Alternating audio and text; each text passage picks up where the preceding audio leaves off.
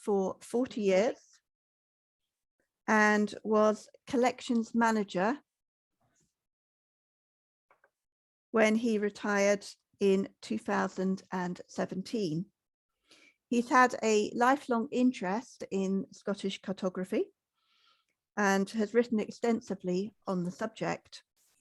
He's the author of 2 fascinating books on the mapping of Glasgow and the River Clyde, and he is particularly interested in urban mapping. So I first met John a few years ago when he visited Inverera to inspect the Douglas plans of Campbellton, and he's expanded on that interest for his talk today to include both Turnbull and George Langlands as well. So I'm really looking forward to hearing what John has discovered. I'm going to move into the Gaelic channel and then start recording. So if you can just give me a couple of minutes, John, and then if you want to start. Okay.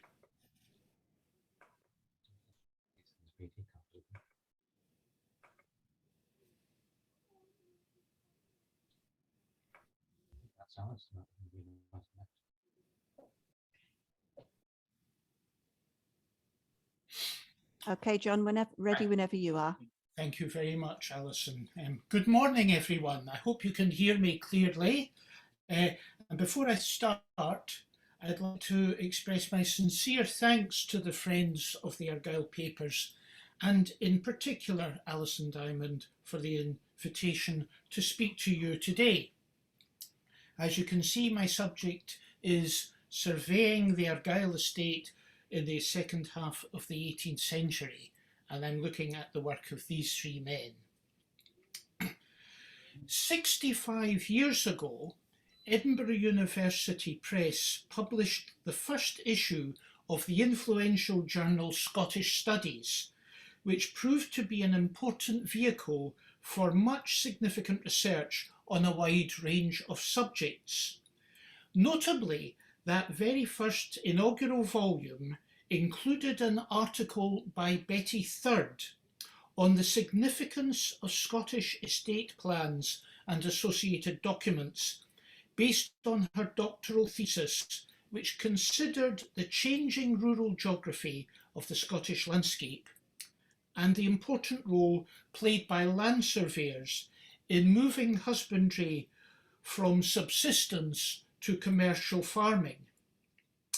Much of this took place in the middle decades of the 18th century, and by trial and error created a countryside which remains fundamentally unchanged today. Third's research engendered further work, resulting in several papers on the impact of the surveying profession in Scotland. And in truth, it is now probably one of the better known aspects of the nation's cartography. Nonetheless, there are still many strands of the subject at a local level which remain to be investigated. And today, I'm hoping that we can tease out a little more of the story, looking at the work of 3 quite different men who surveyed the lands of the Campbell family in the second half of the 18th century.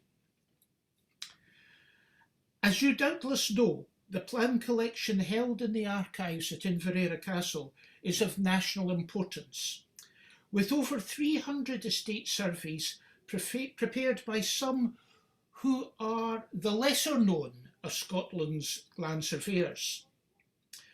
Among the ranks of those employed by the family, we do not see the more celebrated contemporary names of John Ainslie, arguably then Scotland's leading cartographer, Matthew or James Stobie, John Blackadder, Peter May or Charles Ross, all of whom prepared either estate plans in large numbers or county maps.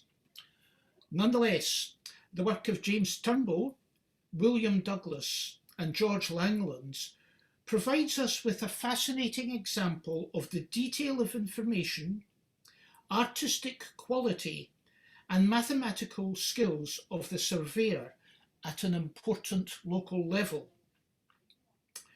While I have selected these individuals for particular consideration, I would emphasise that other men with similar skills, most notably James Richmond, also worked in Argyll and deserve further study. I've just finished reading Robert Macfarlane's much praised book, The Old Ways, and towards its close, he discusses an earlier writer, Richard Holmes, who compared the biographer's act to a kind of pursuit, a tracking of someone's path through the past. I feel that this has the same truth for much of history, where we encounter at best only a second-order suggestion of a previous reality. But with this in mind, I hope today will at least provide some guide to this suggestion. Oops, sorry. It is important to set today's topic in context, and I want to begin by discussing the background to such revolutionary landscape change in Argyllshire and elsewhere. Like most things in history, the role played by key people is fundamental to an understanding of the what, why, and how things happened. In my opinion, the most significant figures in this were these two men, and I'm sorry, the image of the Duke is not so great, but that's what happens when you rely on the web. Anyway, these two men, Archibald Campbell, 3rd Duke of Argyll, and Lieutenant Colonel David Watson. The years immediately after the Battle of Culloden were a period when the Scottish political factions tried to pull together to avert English anger at their failure to counter the Jacobite threat. And the actions of these men very much epitomise the power base and its thinking in contemporary Hanoverian Scotland. While the activities of the government troops stationed in the Glens did prevent any repetition of insurrection, a febrile atmosphere continued to exist in the Highlands, and the Appin murder of Colin Roy Campbell, the Red Fox, in 1752, immortalised in Robert Louis Stevenson's Kidnapped, did nothing to calm the concerns of the London government. Archibald Campbell was the presiding judge at the subsequent trial and conviction of James Stewart of the Glens. It is relevant to note that on December the 25th of the same year, an Act of Parliament was passed, now known as the Annexing Act, which singled out for special attention 13 estates all located in or near the Highlands and in notoriously Jacobite areas. These estates covered large swathes of country, and a board of commissioners was appointed to implement both the letter and the spirit of the law. Within the ranks of the commissioners were many of the most influential men of their day: crown officials, noblemen, judges and lairds. Top of the list was the said Archibald Campbell, Duke of Argyll, and Robert Walpole's man in Scotland. Although he did not attend the first board meeting, he would have been well aware of its intent and deliberations. Other commissioners included John Hay, 4th Marquess of Tweeddale, who had previously served as Secretary of State for Scotland, and Robert Dundas, a strong ally of Argyll. Of greater importance to today's subject was the appointment of David Watson as another commissioner. Watson's on the right there. Watson was a protege of Dundas and was the mastermind who had overseen the military survey of Scotland, which mapped the nation's mainland between 1747 and 1755. While William Roy is the name most frequently associated with this map, it was Watson who planned it, and when he died in 1761, was still waiting for government reimbursement for the expenses he had incurred on it. Regardless of this, his achievement in such a work ranks as one of the most remarkable of its day. Unquestionably, it was his report presented at the inaugural meeting of the Board of Commissioners to the Annexed Estates in Edinburgh in June 1755 that would be decisive in the future shaping and recording of the Scottish landscape. His paper, entitled Instructions for the Surveyors to be Employed in Taking Plans of the Annexed Forfeited Estates, proved to be one of the most important documents in the whole history of Scottish cartography.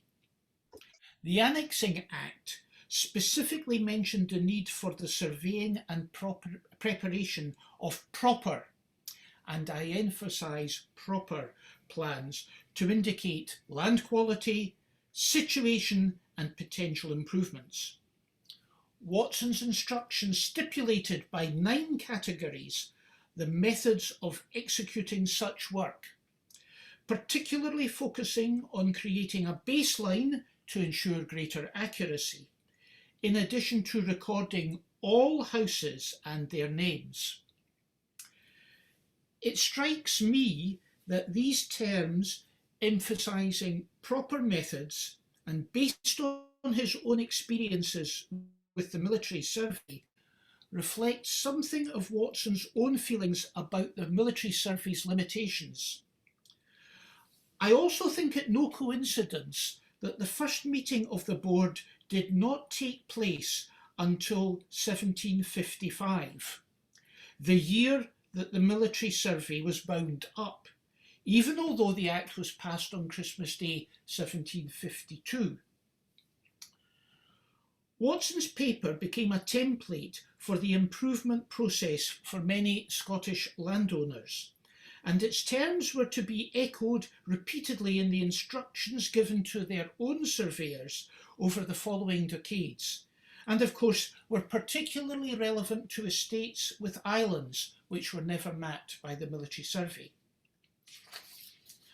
Leading figures of the Campbell clan were very much in the mould of improving landowners, and this 1748 plan, drawn by Stephen MacDougall, a little-known Glasgow surveyor for Duncan Campbell of Glenure, is an example of earlier activity and the level of skills available at the time. MacDougall was subsequently to draw maps of Gia, lands around Tainish and Islay, the latter for Daniel Campbell.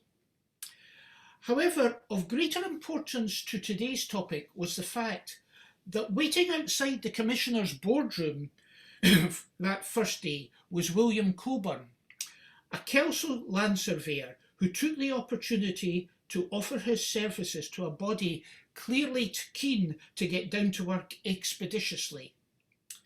The Commissioners acted quickly, and 4 days after approving an amended scheme, a survey party headed for Crieff. The speed at which this occurred again seems to highlight the significance of Watson being available in an advisory capacity. Coburn may have been a better self-promoter than surveyor, and his claim of considerable experience appears to have been exaggerated. Looking at the work of the Commissioners from today's perspective, the monies available must have seemed like something akin to the largesse of the National Lottery Fund, and Coburn certainly looks as if he intended to benefit from what was on offer. He'd requested 3 assistants, and 2 of them, John Leslie and James Turnbull, proved to be far more skilled as surveyors than Coburn himself. Both also demonstrated that they could produce attractive plans, and reading between the lines, it looks as if Coburn's services were dispensed with soon after 1756. We know that Turnbull had been employed making duplicates of plans for the architect John Adam, who'd inherited his father's position as Master Mason to the Board of Ordnance in Scotland. and it's highly likely that Watson was aware of his talents. An even more significant connection may be that the first surviving Turnbull plan is one drawn in 1758, which depicts the Dundas family estate in Midlothian. Turnbull continued to work for the Dundases, producing plans of Coburn, the Grange Lone Turnpike and Braidwood, which was surveyed in January 1768. This date is significant because 6 months later, Turnbull left Edinburgh to undertake a commission from the 4th Duke of Argyll to survey the island of Tiree, resulting in this beautiful depiction of the island. It is, without doubt, one of the finest estate plans of the period and is a testament to Turnbull's talents. It's also one of the largest plans for a relatively small island, measuring 8 feet by 6. Campbell needed to know the potential of his lands to calculate the likely revenue of this part of his estate, and I think you would agree with me that he was well served by Turnbull in this. Pains were taken to identify the old farming townships, each house and individual fields, along with the lands held in Runrig. While the eye is caught by Turnbull's subtle use of colour to identify different types of land use and hill slopes, as well as the elegant rococo style of the title cartouche and the explanation, the estate officials would have been far more interested in the detailed calculation of the island's farm contents. These were contained in an accompanying general description, which estimated that the island encompassed over 13,800 Scots acres. It provides far more than this cumulative figure, for Turnbull records in exact detail, field by field, such matters as soil quality, the extent of land covered by blown sand, harbour facilities, settlement boundaries, infield, outfield and rough grazing, and more importantly, suggests a number of ways to better the use of land. Much of this is replicated exactly in the contents table found on the map, even down to the Great Reef or Great Green Plain. For anyone interested in the process of surveying, his description is a fascinating accompaniment to what Turnbull himself described as a geometrical survey. He details the colours used to identify different types of landscape features. He describes the island in great detail and discusses the present methods of farming, some of which he observed as very absurd. Only one of several comments with a doctrinaire tone which pervade his suggestions for improvement. At the core of these is a policy to reduce the number of tenants and to create more employment opportunities, either in particular crafts or in growing flax or hemp. Turnbull paints a picture of a somewhat backward or detrimental style of farming and displays a rather typical lowland attitude to the, and I quote, giddy and stubborn disposition of the islanders, suggesting imprisonment, banishment, or fining to prevent the digging up of grassroots and then encouraging blown sand. While on Tiree, Tumble worked on at least 9 farms to straighten boundaries and divide the common pastures. The Argyll archives also hold a copy of Turnbull's record of the contents of the farms on call, but unfortunately the accompanying map does not seem to have survived. Oh, going the wrong way. Sorry about that, folks. Turnbull submitted 2 accounts detailing his expenses and his journey to and from Tiree. This record of monies dispersed on the survey is typical of the careful approach to the expenditure characteristic of the work of the best surveyors. It also shows a neat style of writing which is found throughout what little correspondence he left.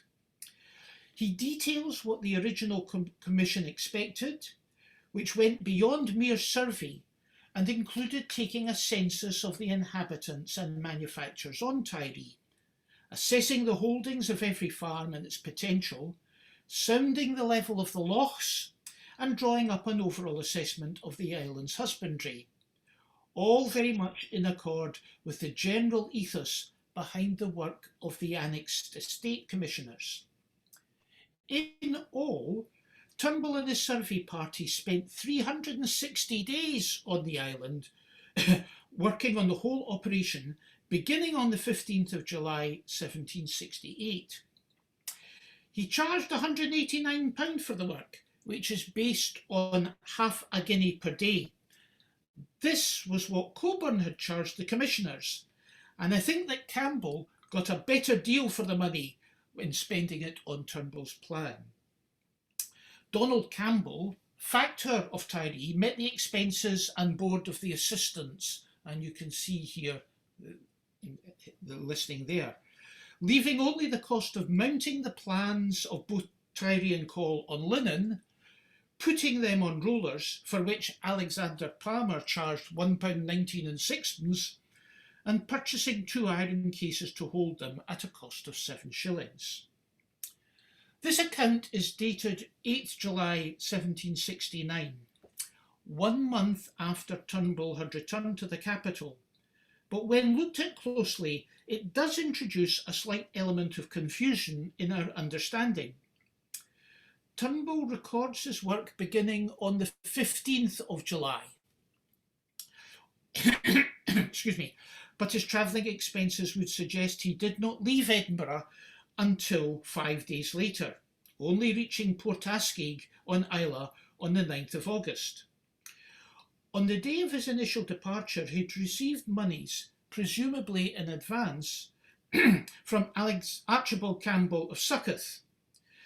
As an interesting aside, he calculated the outward journey to him cost him £2.9 and 9p. Change days. His more expensive return began on the 24th of April 1769. In other words, more than 2 months before he recorded the work's completion. Certainly his account shows that his assistants were paid off 12 days before he left the island, and it took him 5 days to reach Inverera, after travelling through Mull to Benesson, crossing the Sound of Mull to Lismore, and arriving on the mainland at Portappen. A further 5 days were spent at Inverera, most likely going over the drafts and surveys with the estate's officials, before he returned to Glasgow and thence home. It seems from this that the plan was not finished until he got back to Edinburgh, possibly confirmed by the fact that Palmer, the man who put it on rollers, was an Edinburghite. Turnbull did not need to wait too long to be paid in full for his efforts, receiving the balance due him before the 25th of August, which may signify that the estate was well pleased with the final result. As far as I'm aware, this was the only plan Turnbull prepared for the Campbells, although it is clear that the accompanying plan of Call and Gunner was drawn up to illustrate the table of contents for the various farms there. Following his return to the capital, Turnbull completed 2 surviving pieces of work in 1770 at Barnton for Lord Glenorchy and of lands near Holyrood Palace for the Duke of Hamilton, and his last recorded work is dated the 31st of May 1780 and appears to be a division of commonty of lands near Kelso. It is indeed unfortunate that we know so little about this talented man or his career, but this lack of biographical detail is true of many able Scots surveyors working at the end of the 18th century. And here is a detail that I should have shown you a wee bit earlier. It just gives you an amazing impression of the exactness of his survey.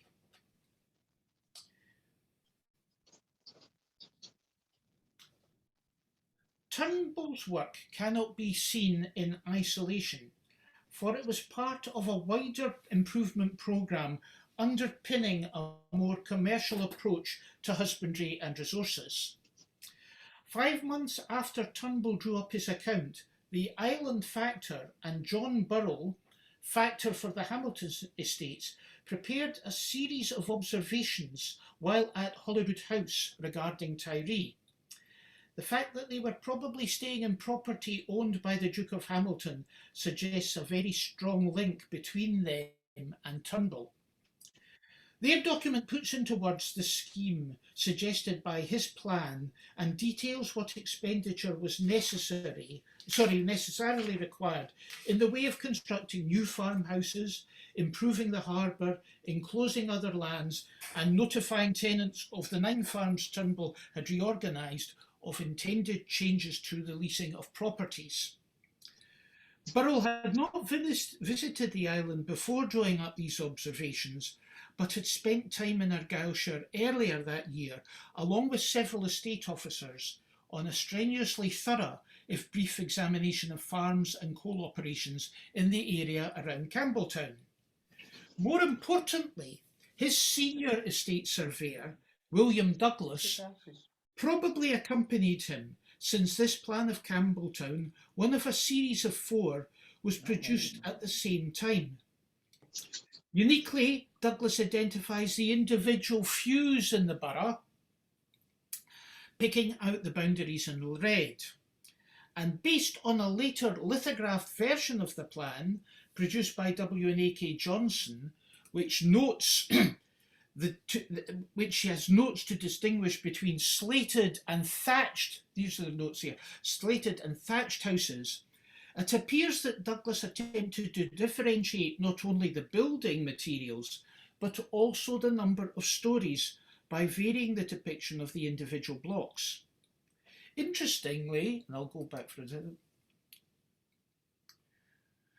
the distinctly non-Highland names of several of the listed feuars bears witness to the number of lowland Scots already settling here in Campbelltown.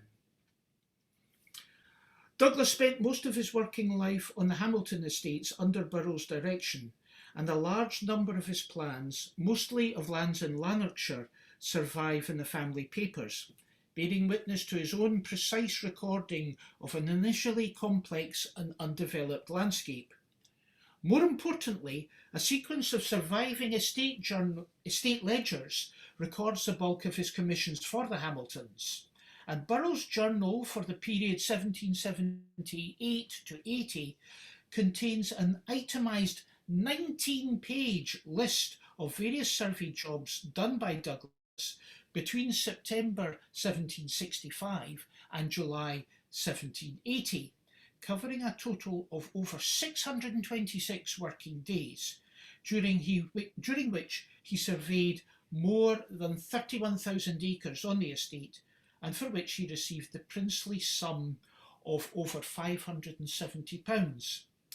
This is an almost unparalleled record of the activity of a land surveyor working in the west of Scotland.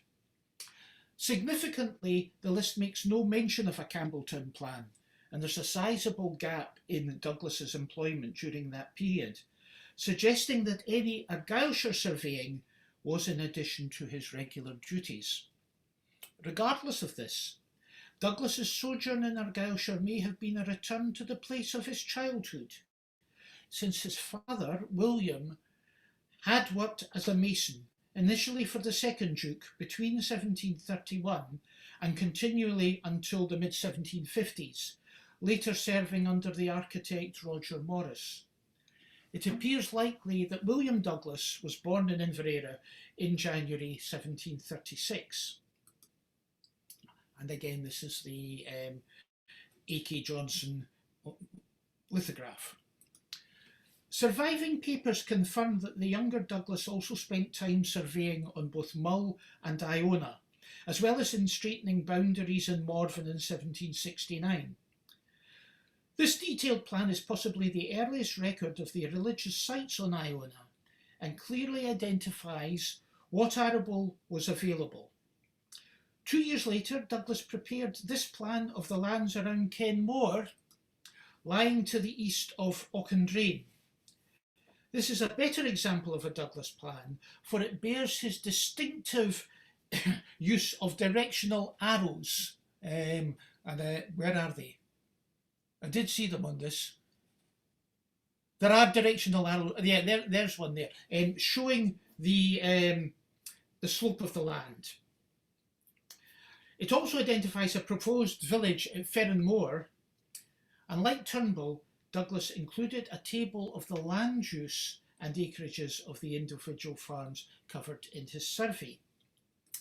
8 years later, Douglas was again called upon to draw a plan for the Campbells, but on this occasion it was for a Court of Session case concerned with lands in dispute in Glen Sherrip on the north side of the Ochil Hills.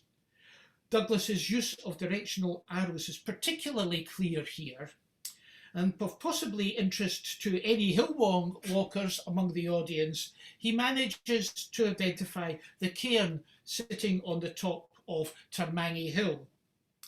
These 3 plans are all part of the collection at Inverera and add to the corpus of work associated with the estate's improvement schemes. In my introduction, I mentioned other surveyors working in Argyllshire at this time, but arguably the most significant contribution to 18th century mapping of Argyllshire was George Langlands, who was employed on a number of extensive surveys between 1770 and 1810. It is possible that his name is better known because of the county map he published in 1801, but before turning to this venture, he had spent much time within the county on surveys of several different areas. The first surviving Langlands plan is this proposed division of the White Hill lands near Campbelltown, drawn in the same year that John Campbell succeeded to the title as 5th Duke. In other words, 3 years before he is generally stated to have started work for him. Despite his long employment, very little is known of Langlands the man. It seems most likely that he came originally from Northumberland and was granted his first lease in 1775, at a time when several farmers moved here from that part of the country. Certainly an account delivered to the Kintyre Factor that September mentions money spent when in England bringing the English farmers now settled in Kintyre. In some ways, Langlands was an unusual choice as an agricultural improver, for by this date there were plenty of surveyors and advisors nearer to home, but his appointment may suggest an active policy in introducing tenants more attuned to the style of husbandry the Duke desired.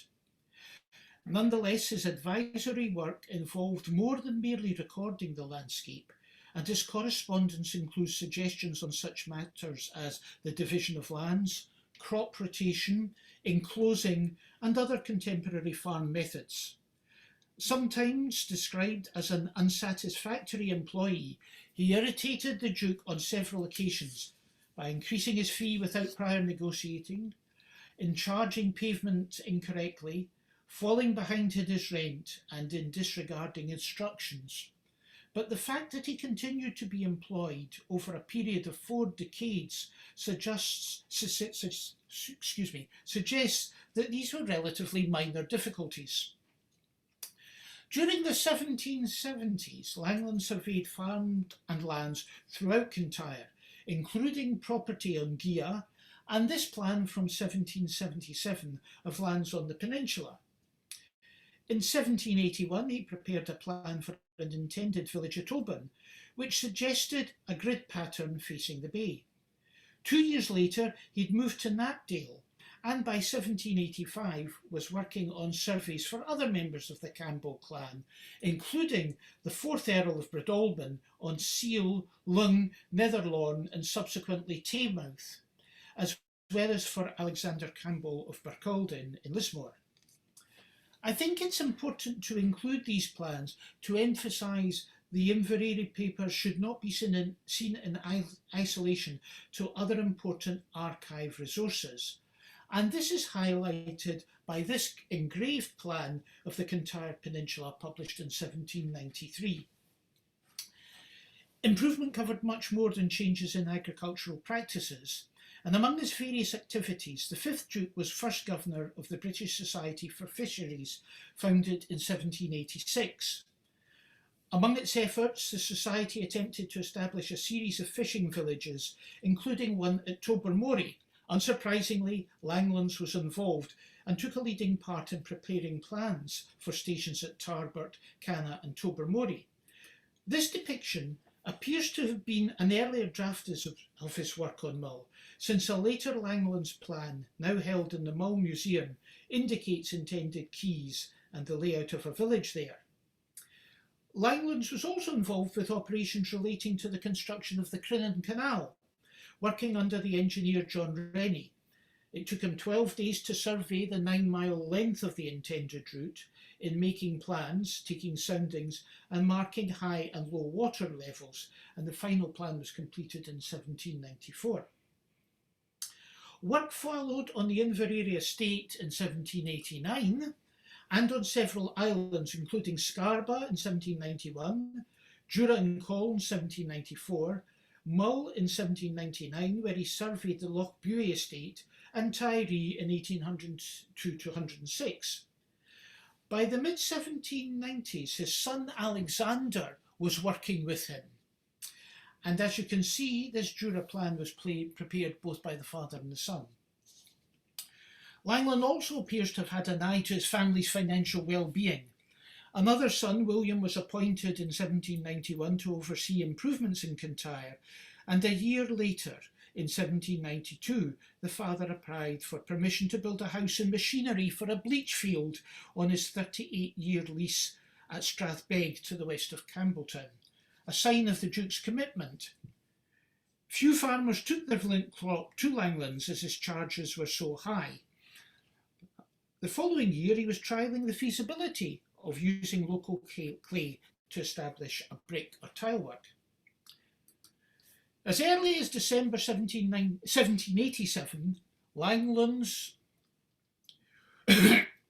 Senior notified the public of his intention to survey and publish a map of Argyllshire, which, as you can see, would show the roads, distances, gentlemen's seats, seacoasts, harbours, lakes, ports, ruins and islands, providing a sufficient number of subscribers came forward to support the venture. Unlike other maps of this time, such as Forest Lanarkshire, this scheme seems to have been begun entirely under his own initiative. As this advert in the leading Edinburgh newspaper of the day stated, the map would cost £2.12 and 6. This proved to be the start of a long and somewhat fraught process. Although John Ainslie reported that he had a very large subscription, Langlands had a very large subscription by November 1788, when he was corresponding with Charles Hutton, renowned for his calculation of the density of the earth from Maskelyne's measurements during the Schiehallion experiment. By October 1792, Langlands was still looking for another 60 subscriptions. So this is 1787. More than 5 years later, he announced that he would have the map ready to be engraved in a few months. But another 18 months passed before the survey's completion was announced, with a request to the subscribers to transmit the necessary finances. The following June, a notice was posted in the Glasgow Advertiser announcing that the map had been put in the hands of Samuel Neal, a leading London engraver based in the Strand, and that Langlands spent 5 weeks there to ensure the accuracy in the spelling of place names. The map would be delivered to the scribers as soon as finished. However, towards the end of 1801, Langlands had to return to London to see the final engraving, and it was only in the August of that year that the map was finally published, credited to both Langlands and his son. Drawn at a scale of 2 miles to the inch, it was sold by William Fadden, geographer to King George III. It was also available from outlets in Edinburgh, Glasgow, Greenock, Inverary, Lochgilphead, Fort William, Oban, Tobermory and Campbelltown, at a cost of £2, 15 shillings coloured, or 3 guineas if mounted on canvas on rollers. Several additional elements enhance the map. Langlands includes a table of references from the county town to various country seats and public places, as well as a list of Argyll's most noticeable or most remarkable hills, including Ben Cruachan, but he greatly exaggerated the height of Goat Fell on Arran as 3,297 feet.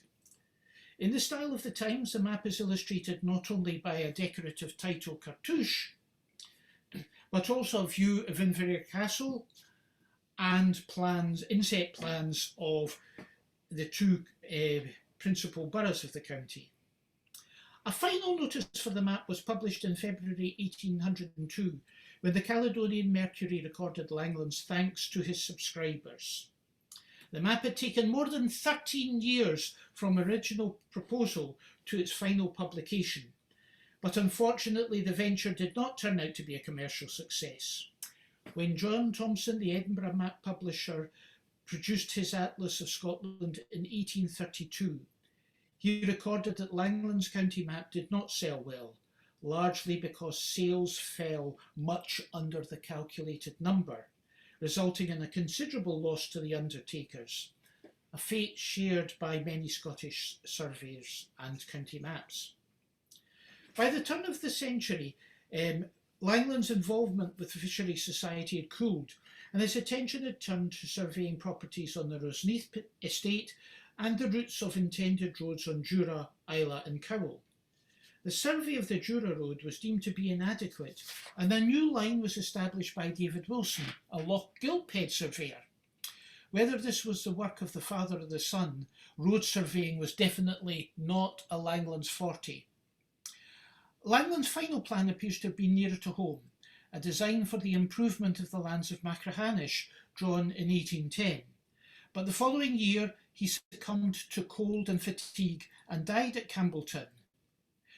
Despite his long service and his business enterprise, his widow was to seek financial assistance from the Campbell family in the form of an annual allowance. There is much more to discover in the Argyll papers and elsewhere on the activities of these men, and assuredly, given the length of his service in Argyllshire, the career of George Langlands warrants further investigation. I hope that this short introduction to this particular aspect of the Campbell family's engagement with the landscape has whetted your interest and may encourage you to look further yourselves. Thank you for your attention.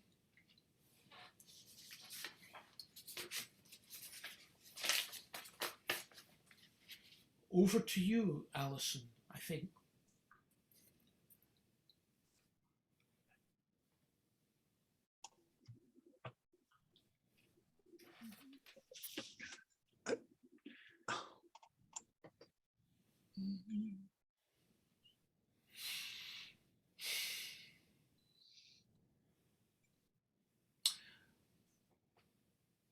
Does anyone have any questions? Oh, there's something in the chat.